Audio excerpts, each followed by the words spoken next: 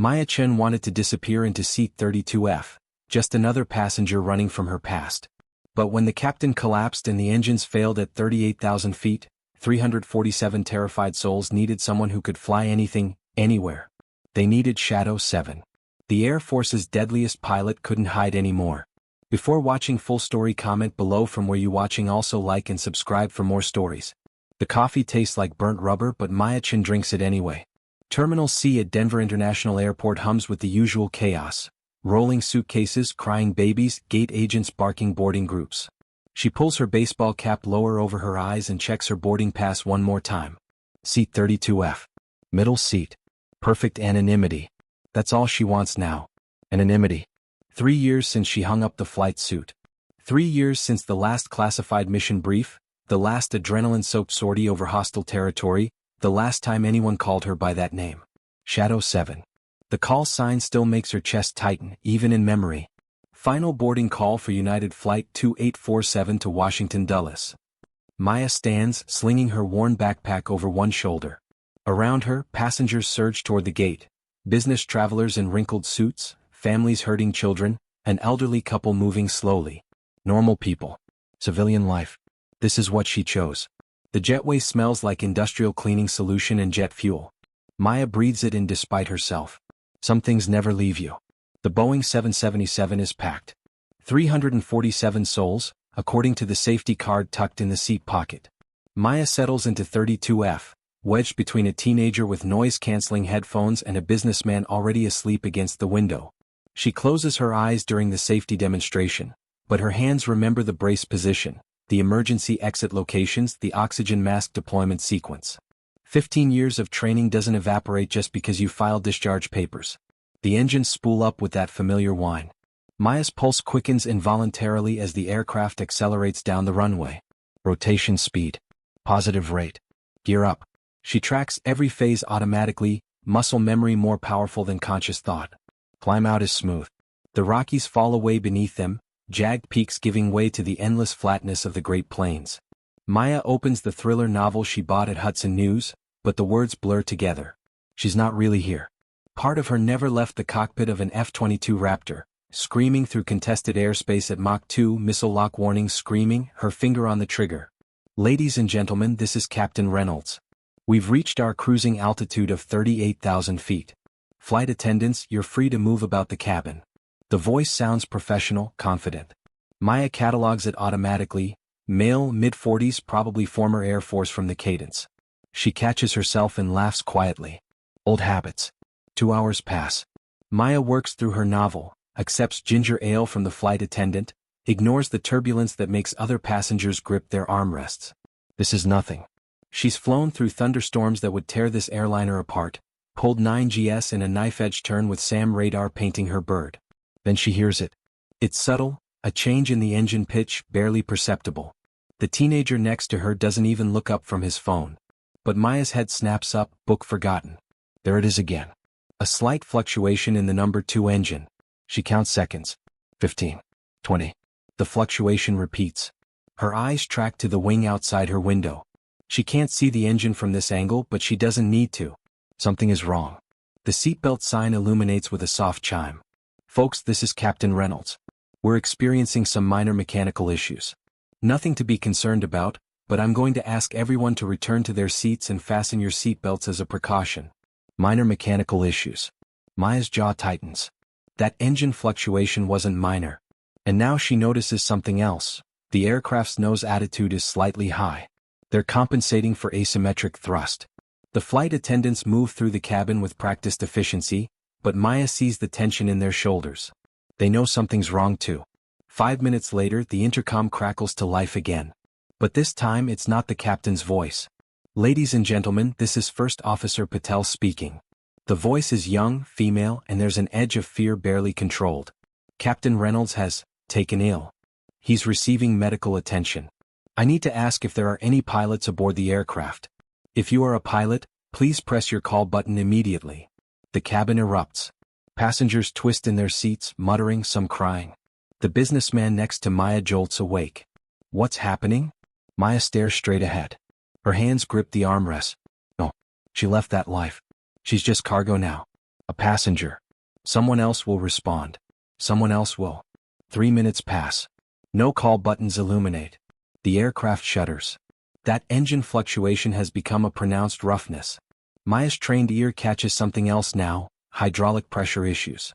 The flight control surfaces aren't responding smoothly.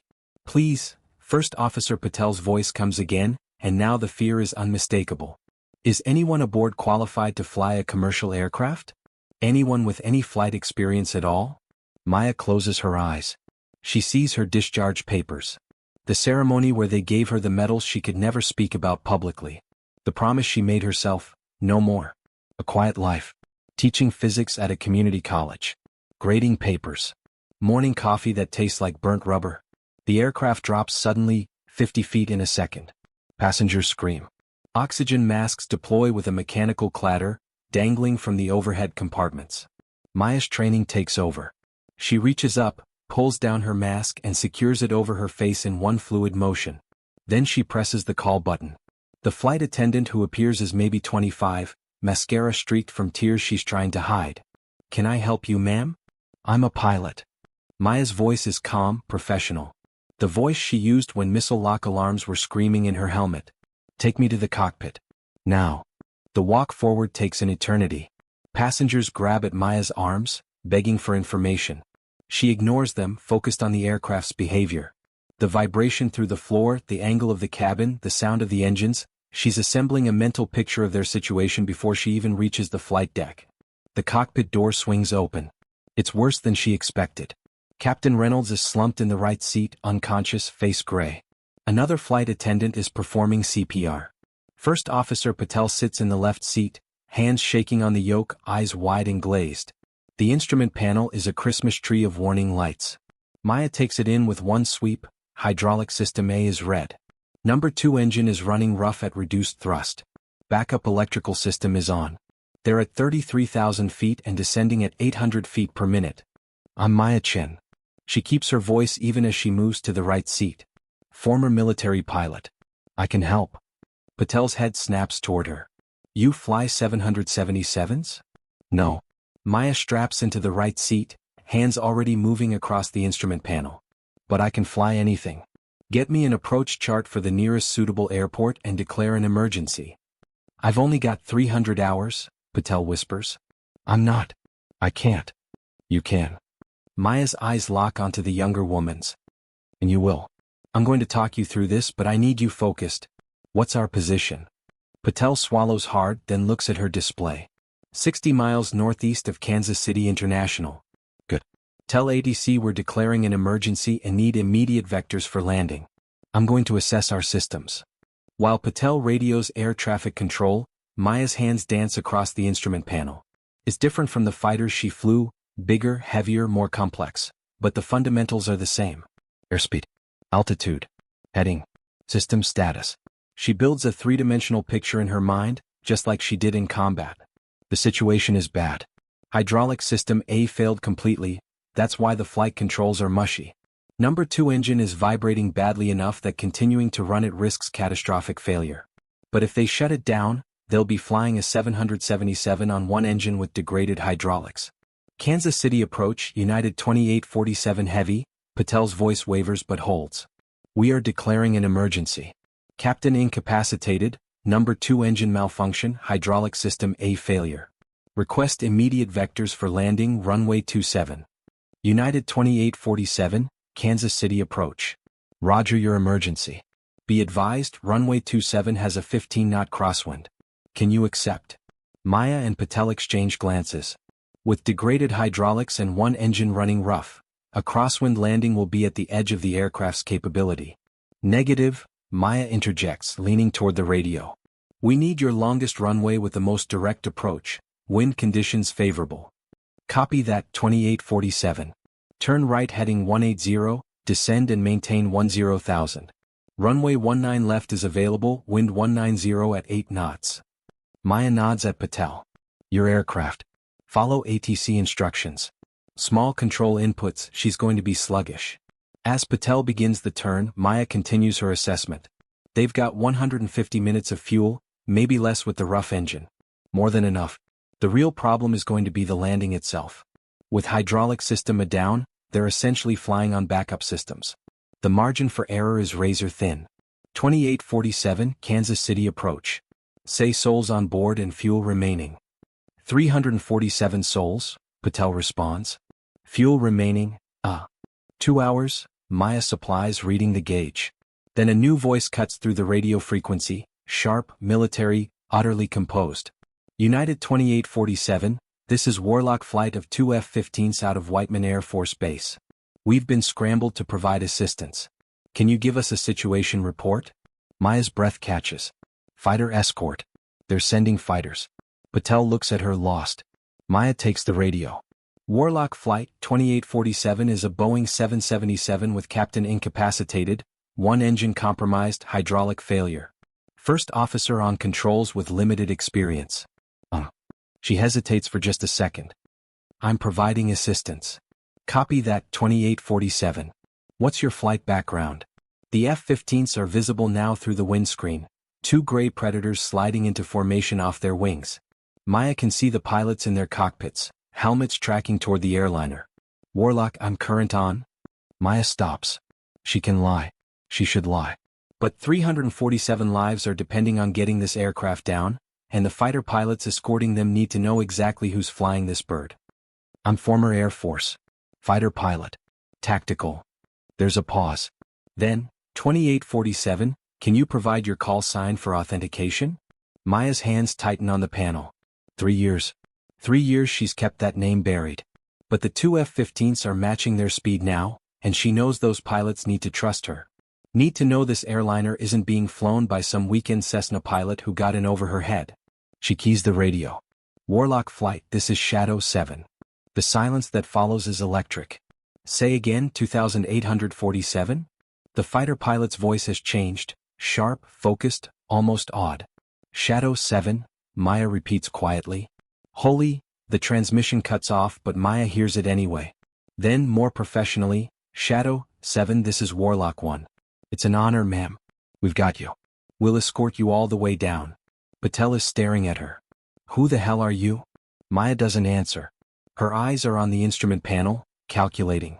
They're at 12,000 feet now, configured for landing approach. Number 2 engine is getting worse, vibration increasing. They need to shut it down but not yet.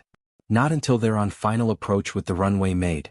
Kansas City approach 2847. We need to shut down our number 2 engine due to severe vibration. Requesting extended final for runway 19 left, straight in approach. 2847 Roger. Fly heading 190, maintain 4000 until established on the localizer. You're cleared for the ILS approach runway 19 left. Emergency equipment is standing by. Maya looks at Patel. When we get to 3000 feet I'm going to shut down number 2. The aircraft will yaw to the right. I need you to compensate with left rudder. Not too much, small corrections. Can you do that? Patel's hands are white-knuckled on the yoke, but she nods. The altimeter winds down. 5,000 feet. 4,000. The Kansas City skyline appears through the haze, a sprawl of buildings and highways. Maya can see the airport now, runway lights stretching into the distance. 3,000 feet, Patel calls out. Shutting down number 2. Maya's hand moves to the fuel control lever, then stops. Through the windscreen she sees something that makes her blood run cold. A small private plane climbing directly into their approach path. Kansas City approach 2847, we have traffic 12 o'clock 2 miles climbing through our altitude. 2847 stand by, the controller's voice is frantic. N247 Echo, turn right immediately, you're in the approach path of an emergency aircraft. The small plane doesn't turn. Maya's tactical brain kicks into overdrive. They're at 3,000 feet, descending at 700 feet per minute, airspeed 180 knots. The Cessna is climbing at maybe 500 feet per minute. If neither aircraft changes course, they'll collide in exactly 90 seconds. With full hydraulics and 2 good engines she could maneuver around the traffic.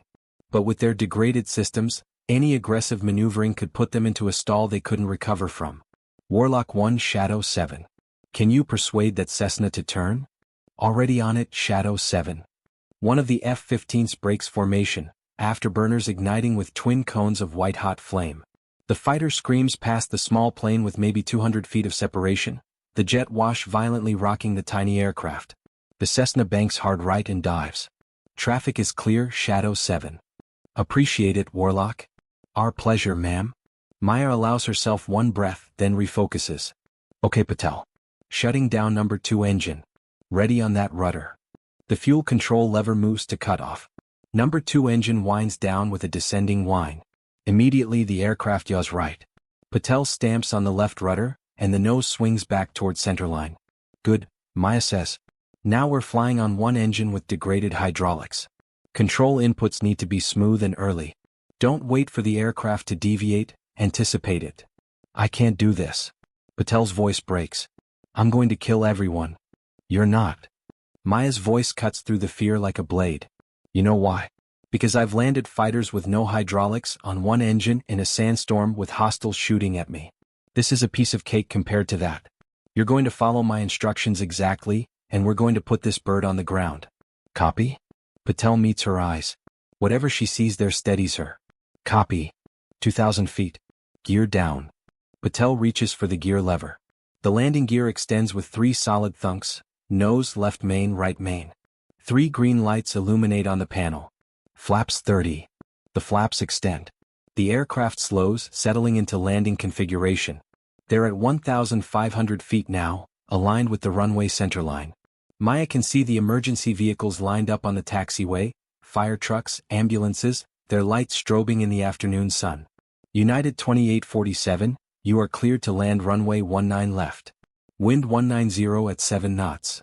Cleared to land 2847, Patel responds. Maya's eyes track across the instruments. Airspeed 150 knots. Rate of descent 700 feet per minute.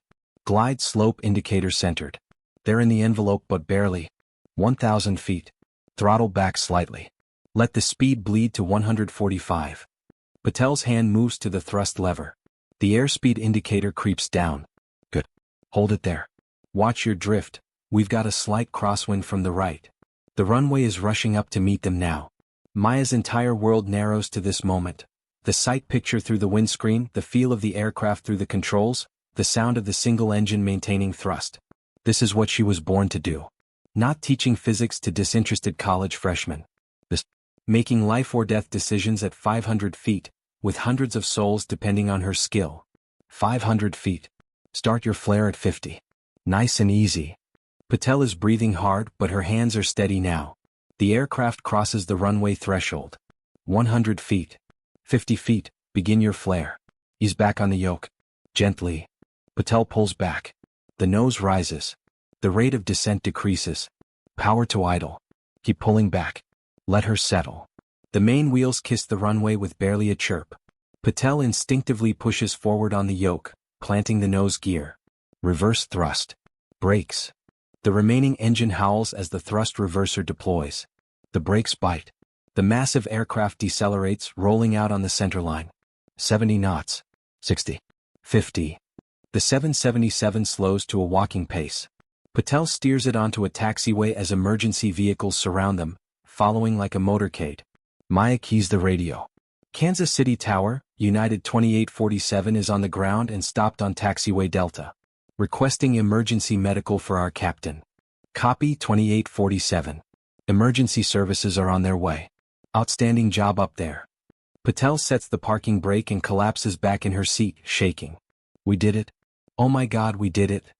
Maya is already unstrapping, moving to help the flight attendant with Captain Reynolds. His pulse is weak but present. Heart attack, she guesses.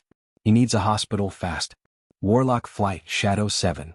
She keys the radio one last time. Thanks for the escort. Anytime, Shadow 7. It was an honor to fly with you. Welcome back to the sky. The media circus starts before the cabin door even opens. Maya helps evacuate the passengers down the emergency slides. Standard procedure after an emergency landing. They're shaken but unharmed. Mothers clutch children. The businessman from 32E shakes her hand with tears streaming down his face. The news helicopters arrive within minutes. By the time Maya descends the slide herself, the story is already breaking on every channel. Mystery pilot saves 347 passengers. Military aviator comes out of retirement. The call sign Shadow 7, who is she? A CNN reporter shoves a microphone in Maya's face. Ma'am, can you tell us your name? Are you the pilot who landed the plane? Maya tries to push past, but it's hopeless. Airport security surrounds her, but they're as interested in the answers as the reporters. Then the crowd parts. 2 Air Force officers in dress blues walk toward her, a colonel and a 1-star general. Maya recognizes the general. He was her wing commander during her 3rd tour. He stops 3 feet away and snaps a salute. Shadow 7, General Hawkins says. It's good to see you, Major Chin. Maya returns the salute automatically. I'm not active duty anymore, sir. Maybe not officially. Hawkins smiles. But you can take the pilot out of the Air Force. You can't take the Air Force out of the pilot. What you did today, there are maybe 5 people in the country who could have brought that bird down safely with those system failures. And you're the only one who was on that airplane. The reporters are recording everything. Maya sees her face on the CNN helicopter's live feed, displayed on someone's phone in the crowd. I just did what anyone would have done. No, Major. You did what only Shadow 7 could have done. Hawkins extends his hand. Your country is proud of you. Again. The handshake is firm. Professional. But Maya sees something else in the general's eyes. A question. An offer. Sir, I'm retired. I teach physics now. I know. And if that's what you want, you've more than earned it. Hawkins leans in slightly, lowering his voice. But we could use someone with your skills. Training the next generation. Consulting on tactical doctrine. Hell, just being available for situations like today. Think about it. He hands her a business card and walks away. Maya stands in the chaos. Cameras flashing, people shouting questions, emergency vehicles still clustered around the 777. She looks back at the aircraft. The massive Boeing sits there, battle-scarred and weary but intact. 347 people walked away because she was on that plane. First Officer Patel emerges from the cabin, spots Maya and runs to her. The younger woman throws her arms around Maya in a fierce hug. Thank you, Patel sobs into her shoulder. Thank you, thank you, thank you. Maya hugs her back. You did good up there. You kept it together when it mattered. Only because you were there. Patel pulls back, wiping her eyes. Shadow 7. I've heard stories. I thought you were a legend. Some mythical pilot who didn't really exist. I'm real. Maya smiles tiredly. And I put my pants on one leg at a time just like everyone else. But you saved us. All of us. Maya looks past Patel at the aircraft, at the emergency crews, at the reporters and cameras and chaos. 3 years ago she walked away from this. The adrenaline, the pressure, the weight of lives depending on split-second decisions. She'd convinced herself she wanted peace. Quiet. The simple life. But standing here now, with jet fuel in her nostrils and the muscle memory of a perfect landing still tingling in her hands, Maya realizes the truth. This is who she is. Not a physics teacher hiding from her past. Shadow 7. Fighter pilot. The woman who flies into the storm when everyone else is running away. Maya Chin? She turns. A man in an FAA jacket approaches, carrying a tablet. I'm going to need to take your statement. And we'll need to verify your credentials, your flight hours, I'll tell you whatever you need to know. Maya's voice is calm. But first, I need to check on Captain Reynolds. He's got a family who needs to know he's alive. The FAA inspector nods, steps aside. As Maya walks toward the ambulance, she pulls out her phone. 3 missed calls. 2 from the community college where she teaches. 1 from a number she doesn't recognize. She listens to the unknown voicemail. Major Chin, this is Colonel Watts from Air Force personnel. I'm watching CNN right now and I think we need to talk about your retirement status. Please call me back at your earliest convenience. Maya deletes the message. Then she deletes it from her deleted folder. Then she stares at the phone for a long moment before turning it off completely. The ambulance doors are open. Captain Reynolds is conscious now, oxygen mask over his face, but his color is better. His eyes find Maya. You. He rasps. You landed my airplane. We landed your airplane, Maya corrects.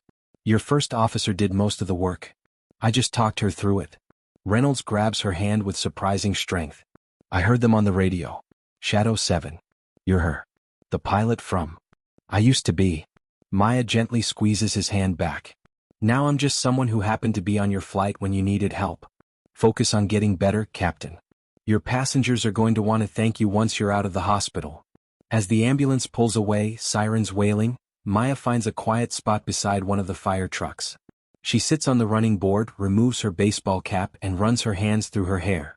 The sun is setting over Kansas City, painting the sky in shades of orange and red. The 777 sits on the taxiway, surrounded by investigators and maintenance crews. In a few hours they'll tow it to a hangar, begin the process of understanding exactly what went wrong. But Maya doesn't need an investigation to tell her what she already knows. Sometimes, no matter how far you run from who you are, life has a way of finding you. Putting you exactly where you need to be.